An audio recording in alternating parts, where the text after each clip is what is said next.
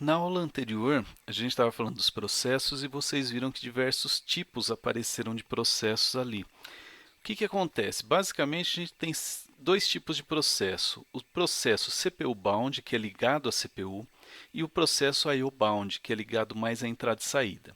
O CPU bound, quando ele está processando, então ele passa a maior parte do tempo no estado de execução, gasta mais tempo fazendo cálculos, computação. Então, por exemplo, uma aplicação matemática ou científica, ela depende muito mais dos cálculos do que realizar entrada e saída.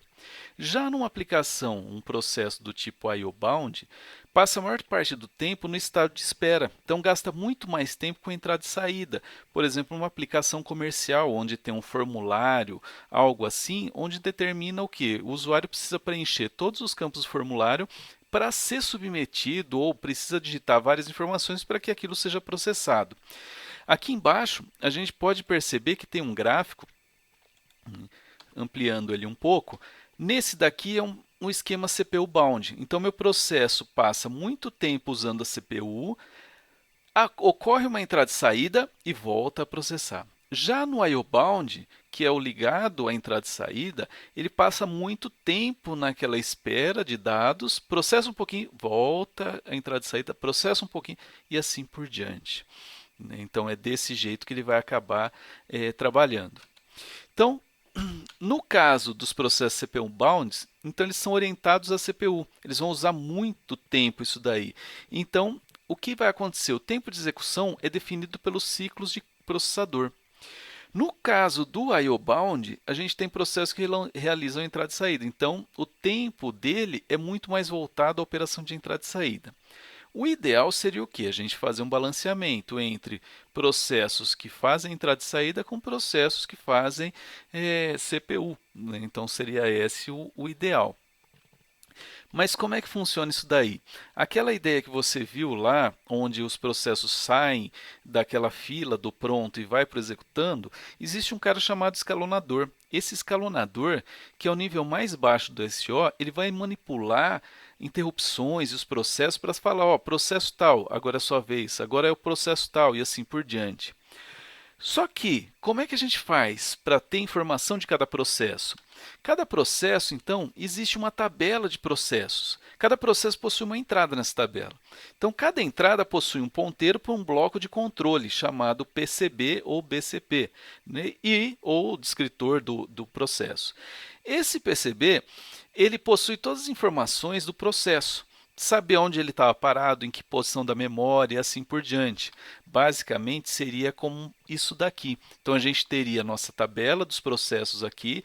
Para cada processo eu teria as informações relativas a ele. Então eu teria esses pontos aí para serem trabalhados. Mas naquela história do simulador, então aqui eu tenho um processo já, eu vou criar mais um processo. Ah, eu não gostei da cor do processo, eu quero um roxo, por exemplo. Então eu venho aqui, troco a cor, né, e crio um outro processo. Então agora eu tenho dois processos. Aqui já tem o simulador do PCB. Então se eu clicar o PCB, né, eu vou ver aqui, ó, aquele processo que já existia, né. Então ele está no estado de entrada e saída, está aqui. O tempo de criação, quanto tempo de CPU, quantos contadores de programa ele já tem, e eu posso trocar aqui para o próximo, ó, o roxo. Então a gente teria esse daí lá, né? Então, estado de pronto, de execução, ó. Conforme você olha desse lado aqui, é o que ele está gravando. Então, isso daqui são as informações do meu processo. Então, cada processo tem esse tipo de informação.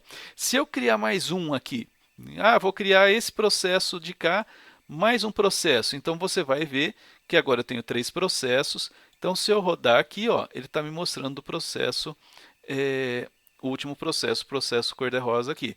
Então eu posso voltar nos processos e ele vai ter as informações lá. Então nota o tempo de criação do primeiro 519, o outro 1299 e o próximo 1341. Seriam os tempos quando eles foram criados. Então a gente tem esses pontos para serem trabalhados aí. Isso daí é o PCB.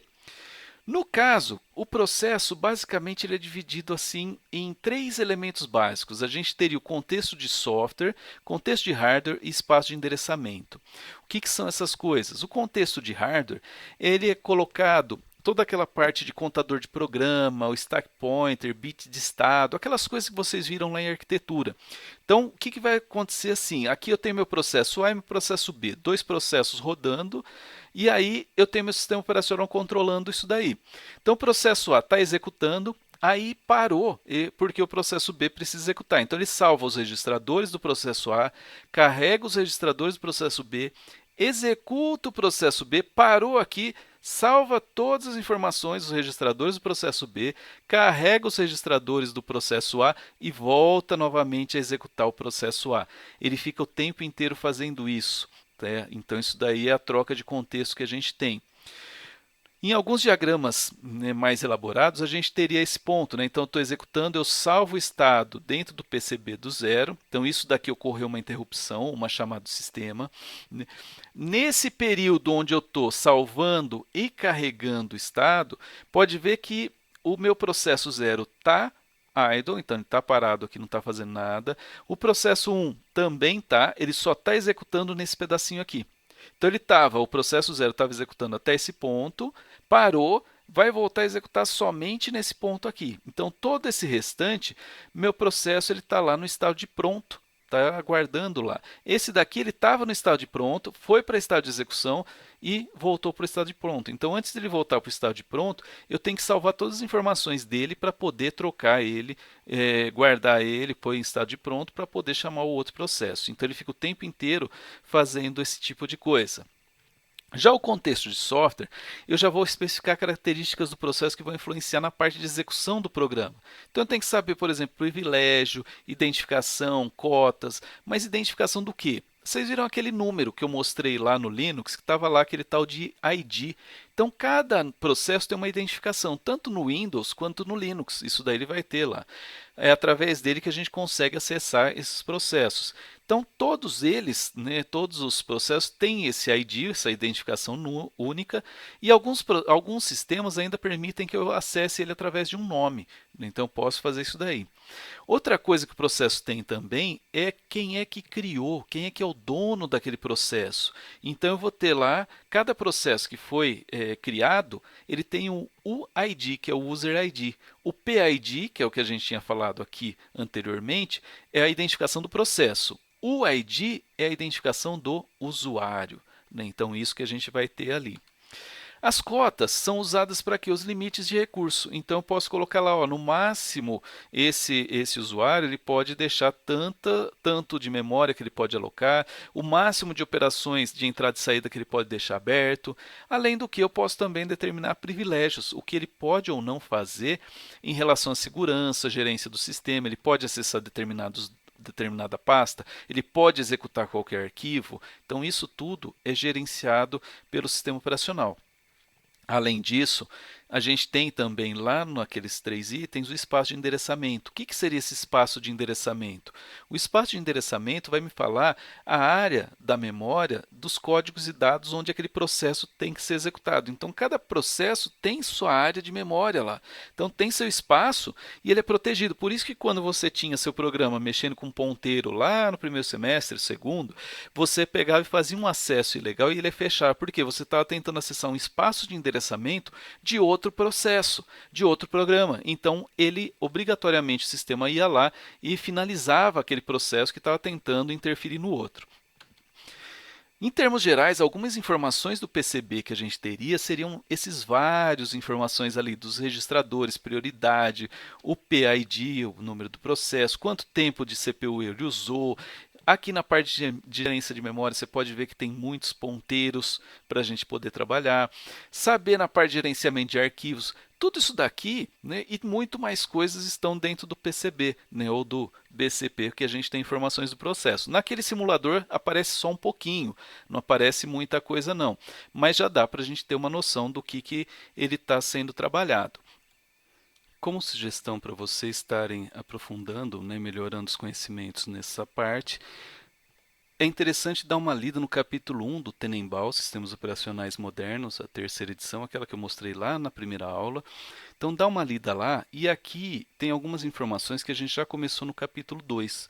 Então pode ser dado uma lida ali também que você vai ter uma noção um pouquinho melhor de tudo isso. Além do mais, você pode também dar uma olhada em como é que acontecem essas chamadas ao sistema Linux. Começar a pensar como implementar um programa que utilize algumas delas, coisas assim. É só pensar. Tá, então dá uma pesquisada rápida, não precisa gastar muito tempo nesse ponto não, mas dar uma vasculhada lá. Como é que chamadas ao sistema Linux, né? Põe lá no buscador, num Google da vida, e aí ter uma informação, ter uma referência nesse sentido do que ele está acontecendo ali, como que ele acontece.